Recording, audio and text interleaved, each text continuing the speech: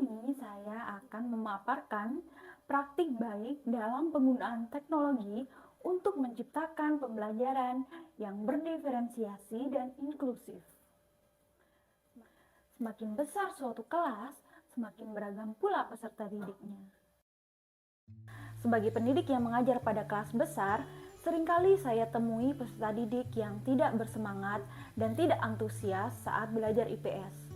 Ditambah dengan materi pelajaran yang kompleks dan abstrak, saya menghadapi tantangan untuk menciptakan pengalaman pembelajaran yang efektif dan inklusif bagi siswa yang beragam. Saya menyadari bahwa peserta didik di kelas memiliki preferensi belajar yang beragam. Hal ini dapat dilihat dari hasil asesmen diagnostik kognitif dan non-kognitif.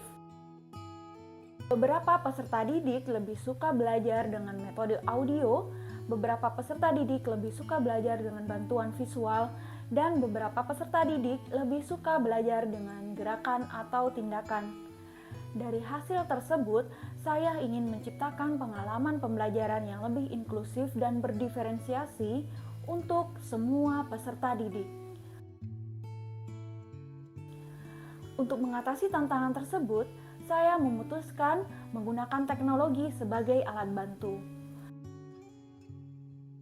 Dengan memiliki 3 pendekatan yang berbeda untuk diferensiasi konten, yaitu podcast untuk peserta didik gaya belajar audio, interaktif digital library untuk peserta didik visual, dan augmented reality untuk peserta didik kinestetik. Melalui penggunaan teknologi ini, saya berhasil menciptakan pengalaman pembelajaran yang lebih efektif dan inklusif bagi semua peserta didik di kelas. Peserta didik dengan gaya belajar audio dapat belajar dengan mendengarkan podcast,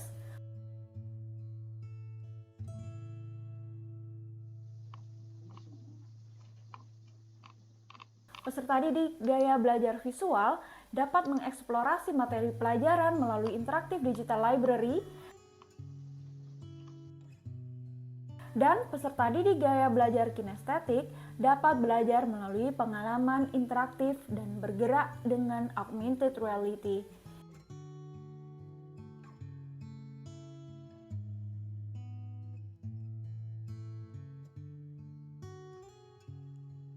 Untuk mempermudah proses pembelajaran, setiap peserta didik dapat menggunakan QR Code yang sudah disediakan sesuai dengan langkah-langkah pembelajaran.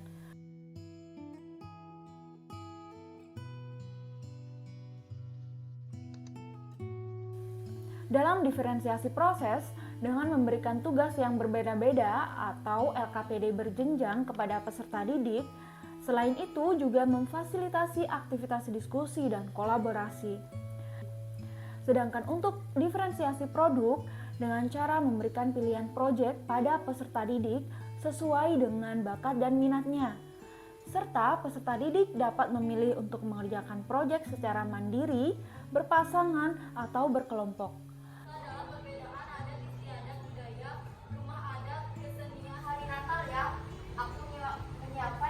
Kegiatan berbasis proyek untuk memastikan bahwa peserta didik dapat berinteraksi dan belajar dari teman sekelas dengan gaya belajar yang berbeda-beda.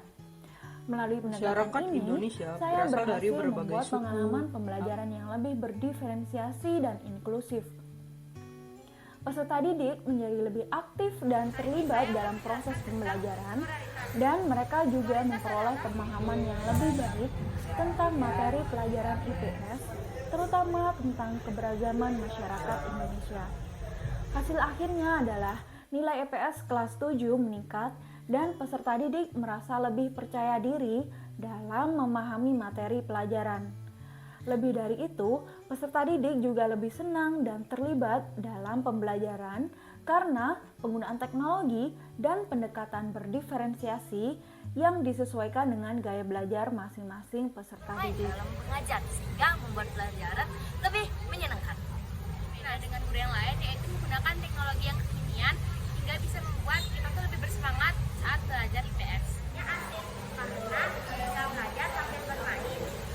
Sama Bu Dini itu menyenangkan loh, karena Bu Dini itu kalau mengajarnya sering menggunakan metode game dan para muridnya tidak akan bosan. Itu selalu ingin muridnya ceria, terus bermain.